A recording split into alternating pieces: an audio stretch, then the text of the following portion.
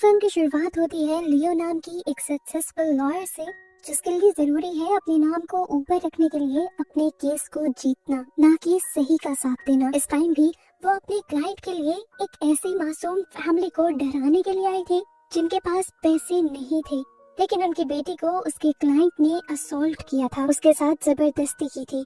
वो जानती भी थी कि ये सब गलत है, लेकिन वो फिर भी अपने क्लाइंट का साथ देती है और इस फैमिली को इतना ज्यादा डरा देती है, ये कहते हुए कि अगर आप लोगों ने उस फैमिली पर केस कर भी दिया तो आप लोगों के पास कोई सबूत नहीं है, केस उल्टा आप लोगों पर ही चल जाएगा और आप लोग उसे कभी जीत नहीं पाएंगे और खुद फंस जाएंगे। ये सब सुनने के बाद वो फैमिली डर कर पीछे हट जाती है और अपना मिशन पूरा होने के बाद लियो यहाँ से चली जाती है।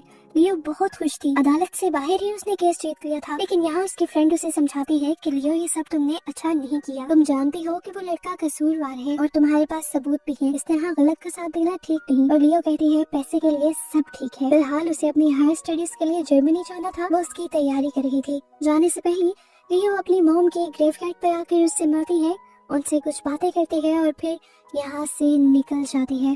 पर रास्ते में ही टकरा जाती है एक बहुत बड़े ट्रक से और उसका बुरा एक्सीडेंट हो जाता है और इसी एक्सीडेंट के साथ ये सीन कट हो जाता है और अगले सीन में हम लियो को एक ऑफिस में बैठा हुआ देखते हैं। वो इस जगह को पहचान नहीं पा रही थी, उसके पास एक वेटिंग नंबर भी था, वो इसका मतलब नहीं समझ पाई तो उठकर एक काउंटर पे गई और उसने काउंटर से पूछा कि मैं कहाँ पर हूँ। तो उसे एक शॉकिंग बात ये पता चली कि वो आफ्टर लाइफ के ऑफिस ऑफ फेथ में थी, यानी वो मरने के बाद यहाँ पर आई थी। और ये सुनकर वो बहुत ज्यादा शॉक हो जाती है, लियो परेशान हो जाती है। उस एक्सीडेंट के बारे में तो याद था, लेकिन वो इतना बुरा एक्सीडेंट तो नहीं था कि वो मर जाती। इसी परेशानी में उसे एक लड़की बुलाकर एक ऑफिस के अंदर ले जाती है और उसे आफ्टर लाइफ का एडमिनिस्ट्रेटर मिलता है। काफी घबराया हुआ सा था वो ऑफिसर। वो लियो को बताता है कि हमसे एक बहुत बड़ी गलती हो गई है, हमें किसी दूसरी लियो को लेकर आना था और हम लोग तुम्हें ले आए। तुम्हारी लाइफ तो बहुत लंबी है, तुम फिक्र ना करो, तुम्हें तुम्हारी लाइफ वापस मिल जाएगी, लेकिन इसमें लगभग 6-7 दिन लग जाएंगे और 6-7 दिन तक भी हम तुम्हें यहाँ नहीं रख सकते, क्योंकि अगर हमारे सीनियर्स को पता चल गया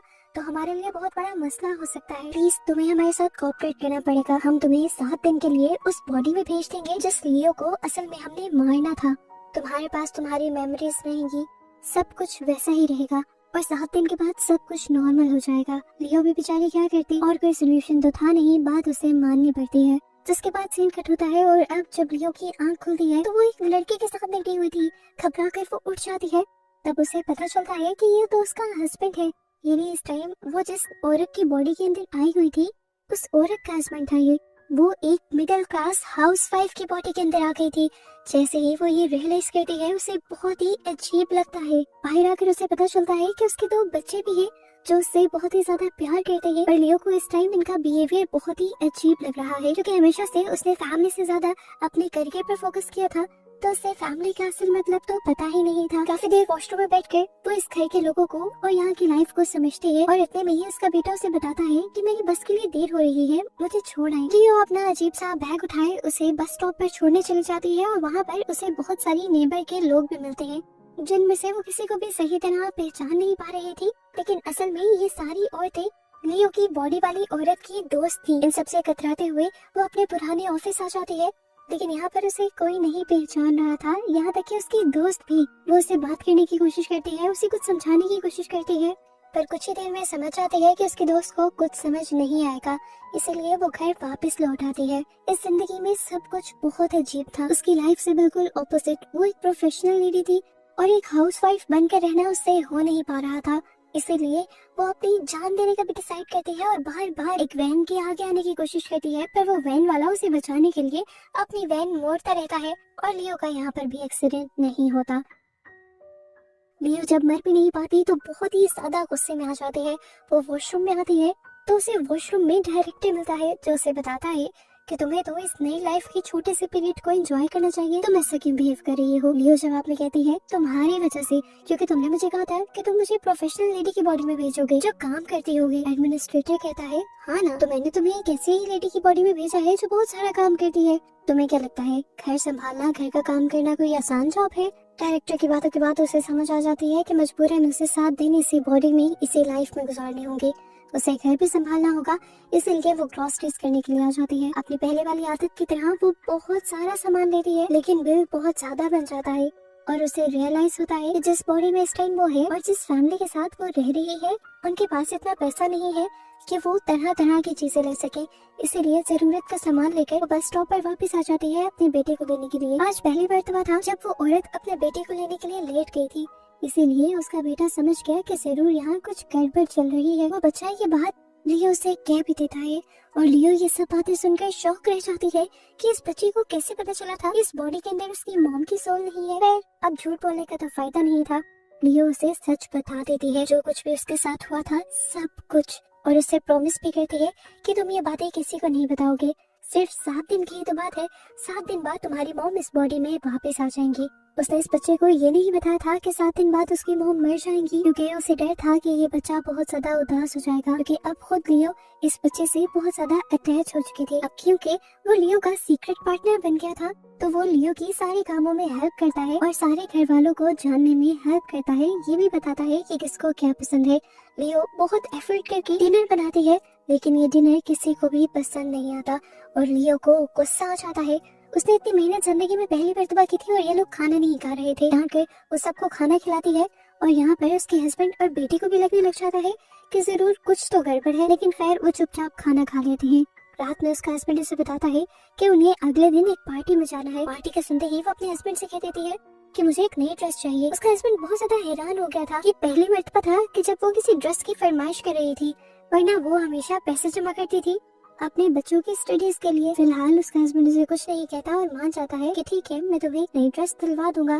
खैर लियो अगले दिन अपने हस्बैंड का कार्ड लेकर शॉपिंग करने चली जाती है और अपने लिए और अपने हस्बैंड के लिए बहुत ही अच्छे और महंगे कपड़े ले आती है। ये देखकर उसका हस्बैंड बहुत ही ज्यादा नाराज हो जाता है, क्योंकि ये पैसे उनकी सेविंग थी। वो उससे कहता है तुम्हें क्या हो गया है, या हमें ये पैसे बच्चों के लिए अब नहीं चाहिए। अब क्योंकि उसकी वाइफ पहली मर्तबा इस तरह की हरकतें कर रही थी, तो उस आदमी को भी कुछ समझ नहीं आता और वो ओवर टाइम करने के लिए चला जाता है। ये देखकर लियो सच में उदास हो जाती है और उसे पहली मर्तबा एहसास होता है कि मेहनत करके पैसा कमाना और बचाना कितना मुश्किल है। अपनी उदासी को कम करने के लिए वो एक बाहर में आ जाती है और यहाँ पर उसे एक लेडी मिलती है। ये उसी लेडी की नेबर थी जिसकी बॉडी में इस टाइम लियो थी। वो उससे कहती है मुझे तुम्हारी फैमिली बहुत अच्छी लगती है, क्योंकि तुम्हारे हस्बैंड बहुत मेहनत करते हैं तुम सबके लिए और तुम अपनी फैमिली के लिए बहुत मेहनत करती हो। ये सब आइडियल है। ये बातें सुनकर लियो बहुत ज्यादा खुश हो गई थी और आज पहली मर्तबा उसे एहसास हो रहा था कि फैमिली बनाना कोई मुश्किल चीज नहीं है, बल्कि फैमिली बनाना और फैमिली के साथ रहना तो एक खूबसूरत एहसास है जो उसने आज से पहले कभी एक्सपीरियंस नहीं किया था। घर वापस आते हुए वो देखती है कि उसकी बेटी एक लड़की के साथ थी। वो उसे किस करने ही वाली थी, लेकिन लियो अजीब तरीके से उनके दरमियान में आ गई। दोनों डर गए। उसकी बेटी तो यहाँ से भागने लगी क्योंकि उसे लग रहा था कि लियो उसे मारेगी, पर लियो से कहती है मुझे इससे कोई एतराज नहीं, वो तुम्हारा फ्रेंड है, लेकिन मैं बस इतना कहूंगी कि इतनी जल्दी इसके करीब आने की जरूरत नहीं है। लियो का इतना फ्रेंडली बिहेव देखकर उसकी बेटी बहुत ज्यादा खुश हो जाती है और उससे प्रॉमिस भी करती है कि आइंदा के बाहर अपने रिलेशन से जुड़ी हुई वो हर बात एक फ्रेंड की तरह अपनी मॉम को बताएगी। ये लोग खुशी खुशी घर आ जाते हैं। रात में वो अपने बच्चों को सुला देती है और उसके बाद जब खुद ड्रिंक कर रही होती है तो दोबारा एडमिनिस्ट्रेटर उससे मिलने के लिए आते हैं। वो उससे पूछते हैं बताओ फिर कैसी लगी ये लाइफ। वो कहती है हाँ इतनी भी बुरी नहीं। जिसके बाद वो अंदर चली जाती है। इस फैमिली को अच्छी तरह से जानने के लिए वो इस फैमिली की पुरानी वीडियोस देखने लग जाती है और यहीं पर उसे उनकी शादी की वीडियो भी दिख जाती है। ये सब इतना अच्छा था कि अब उसका भी दिल करने लगा था कि वो भी किसी से शादी कर ले। यही देखते देखते वो सो गई थी और आज उसका हस्बैंड आकर बहुत केयर से उसे बेड पर लिटा कर जाता है और अगली सुबह खुद उसे कॉफी भी बना कर देता है। और आंखें खोलते ही लियो की नजर पड़ती है एक खूबसूरत से ड्रेस पर जो उसका हस्बैंड उसके लिए खरीद कर लाया था ओवर टाइम कर।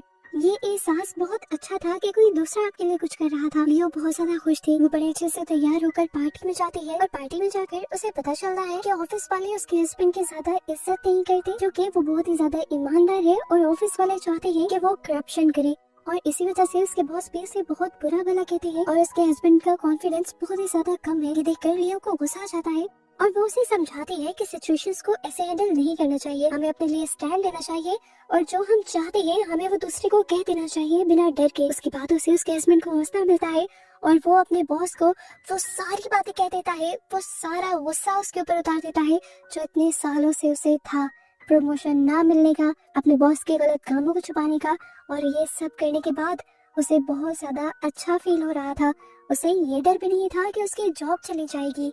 इसके बाद वो लियो को लेकर पार्टी से बाहर निकल आता है और ये दोनों एक दूसरे के साथ बहुत ज्यादा एंजॉय करते हैं। उसका हस्बैंड भी खुश था अपनी वाइफ के इस चेंज से, क्योंकि उसे अपनी ये कॉन्फिडेंट वाइफ बहुत ज्यादा पसंद आ रही थी जो उसकी प्रोफेशनल लाइफ में भी उसका साथ दे रही थी। ये लोग जैसे ही घर आते हैं तो इन्हें पता चलता है कि इनकी बेटी रो रही है। लियो परेशान होकर अपनी बेटी के पास जाती है तो देखती है कि उसके मुंह पर बहुत सारे निशान थे। वो अपने हस्बैंड को बाहर भेज देती है और उससे पूछती है कि क्या हुआ। उसकी बेटी बताती है वही लड़का जिससे मैं दोस्ती करना चाह रही थी, वो मेरे करीब आने की कोशिश कर रहा था, कुछ जब मैंने उसे मना किया तो उसने मुझे बहुत मारा। लियो का हस्बैंड बाहर खड़ा ये सारी बातें सुन रहा था और उसे इतना ज्यादा गुस्सा आ जाता है कि वो उस लड़के के घर चला जाता है उसे मारने के लिए। और यहाँ पर लियो को वो सारी बातें याद आती हैं कि किस तरह उसने अपनी पिछली लाइफ में एक ऐसे ही लड़के की मदद की थी जिसने बेचारी लड़की की जिंदगी खराब की थी, और अब इस लड़की की वजह से उसे लड़की का दुख समझ आ रहा था। उसे बहुत ज्यादा गिल्ट होती है अपने किए पर और वो इरादा कर लेती है कि जैसे ही वो अपनी लाइफ में वापस आएगी तो उस बेचारी लड़की को इंसाफ दिलवाएगी और इस लाइफ में अपनी बेटी को भी। इस टाइम पर वो अपनी बेटी का भी बदला लेना चाहती थी, इसीलिए वो कंप्लेन करने के लिए चली जाती है उस लड़की की। और यहाँ पर पता चलता है कि वो लड़का भी एक अमीर फैमिली से था और उन्होंने भी अपने बेटे को बचाने के लिए बिल्कुल लियो की तरह की ही एक लॉयर को हायर किया था जो पैसे से लियो को और उसकी बेटी को खरीदना चाहते थे। ये सब सुनकर लियो को बहुत ज्यादा गुस्सा आ जाता है। पुरानी लाइफ का पछतावा तो था ही, वो सारा पछतावा और गुस्सा अब यहाँ इसी फैमिली पर निकाल देती है और अपनी असली लॉयर वाली स्किल्स का इस्तेमाल करते हुए वो इस फैमिली को इतना डरा देती है कि वो फैमिली इन्हें कुछ कहने के काबिल ही नहीं रहती और उस लड़के को भी सजा हो जाती है। और सजा होने से पहले लियो खुद भी उस लड़की की खूब पिटाई करती है, जिसके बाद हमें इनका एक फैमिली रियूनियन दिखाया जाता है जहाँ वो अपनी बेटी को कंफर्ट कर रही थी कि आगे इस तरह का कुछ भी नहीं होगा। ये सारे मोमेंट लियो के लिए बहुत ज्यादा स्पेशल बन गए थे। उसे ये फैमिली अपनी फैमिली लगने लगी थी। वो तो ये भूल ही गई थी कि इस टाइम वो किसी और की लाइफ में है। अब वो यहाँ के रूटीन के काम भी इस तरह कर रही थी जैसे उसकी ड्यूटी हो। जैसे ही वो अगली सुबह अपने बेटी को स्कूल छोड़ने जाने लगती है तो अचानक उसका बेटा भागते भागते रुक जाता है क्योंकि उसे कुछ भी नजर आना बंद हो गया था। घबरा कर वो उसे हॉस्पिटल लेकर गई तो उसे पता चला कि उसके बेटे की आंखें खराब हो गई हैं और अगर फौरन ऑपरेशन ना किया गया तो वो जिंदगी भर नहीं देख पाएगा। लियो को बहुत बुरा लगा। उसने अपने पुराने वाले अकाउंट्स में से पैसे निकाले और फौरन अपने बेटे का ऑपरेशन करवाया। और इससे पहले कि अब वो अपने बेटे से मिल पाते, यहाँ उसे पता चला कि वो 7 डेज पूरे हो चुके थे, जिन 7 डेज के पीरियड में वो इस लाइफ के अंदर आई थी और अब एडमिनिस्ट्रेटर उसे वापस लेने के लिए आ चुके थे। लेकिन अब उसका दिल नहीं चाह रहा था उसकी पुरानी लाइफ में वापस जाने के लिए। डायरेक्टर उसे साथ लेकर जाना चाहते थे तो लियो उनसे रिक्वेस्ट करती है कि मैं आखिरी मर्तबा उस फैमिली से मिलना चाहती हूँ। वो बहुत इमोशनल होकर सबके गले लगकर वापस डायरेक्टर के पास आ जाती है और डायरेक्टर उसे गाड़ी में बिठाकर यहाँ से ले जाते हैं। यहाँ से सीन कट हो जाता है और हॉस्पिटल में हमें लियो को दिखाया जाता है। ये असली लियो थी और इस टाइम उसे होश आया था हॉस्पिटल के बेड पर। पिछले जो 7 दिन गुजरे थे दूसरी लाइफ में उसे एक एक बात याद थी। उसे फौरन अपने बेटे की टेंशन होती है और वो अपनी पट्टियां उतार कर फौरन अपने बेटे से मिलने के लिए हॉस्पिटल जाती है। पर शॉकिंग चीज उसे ये पता चलती है कि इस हॉस्पिटल में उस नाम के तो क्या पिछले कई दिनों में कोई आई का ऑपरेशन हुआ ही नहीं था। और ये सुनकर उसे झटका लगता है। वो घबरा कर उसी पुराने घर में जाती है तो पता चलता है कि इस घर में भी कोई और फैमिली रहती थी। यहाँ पर उसे समझ आती है कि जो लाइफ उसने गुजारी थी वो असल नहीं थी। वो 7 दिन जो उसे लग रहा है कि उसने दूसरी लाइफ में गुजारे, असल में उन 7 दिनों में वो कोमा के अंदर थी। उसे समझ आ गई थी कि जो कुछ उसने देखा था वो सिर्फ उसके ख्याल थे, लेकिन इन ख्यालों ने उसकी लाइफ में बहुत अच्छा चेंज दे दिया था। पहले जो वो सिर्फ पैसे के लिए केसेस लड़ती थी, अब उसने अच्छाई के लिए केस लड़ना शुरू कर दिए थे। और ऑफिस वापस जाते ही उसने अपने क्लिक से सबसे पहले उसी केस को ओपन करने को कहा था जिसमें उसने एक मासूम लड़की को नहीं बचाया था।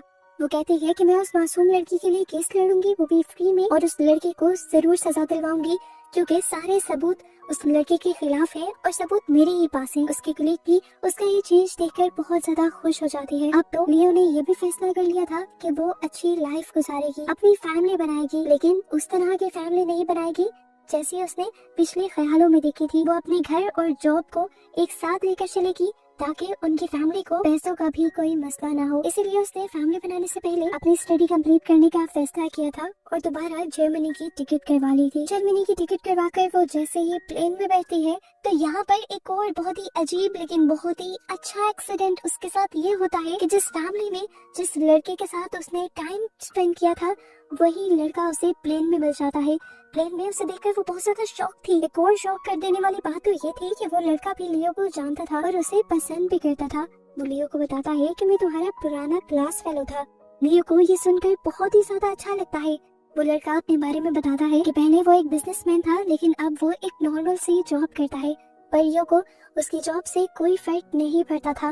वो जान गई थी कि ये लड़का उसका लाइफ पार्टनर बनने वाला है, क्योंकि उसे ये सब समझ आ गई थी कि जो चीजें उसने अपने पिछले 7 दिनों में देखी थी वो उसके फ्यूचर की एक झलक थी। उसे बस ये समझाने के लिए थी कि लाइफ में फैमिली की इम्पोर्टेंस भी उतनी ही है जितनी करियर की। और इस खूबसूरत से एक्सीडेंट्स के बाद उसने यही फैसला किया था कि वो अच्छे करियर के साथ साथ एक अच्छी फैमिली भी बनाएगी और अपनी फैमिली को भी अच्छी लाइफ देगी। और ऐसे ही उसे दिखाते हुए ये मूवी यहाँ खत्म हो जाती।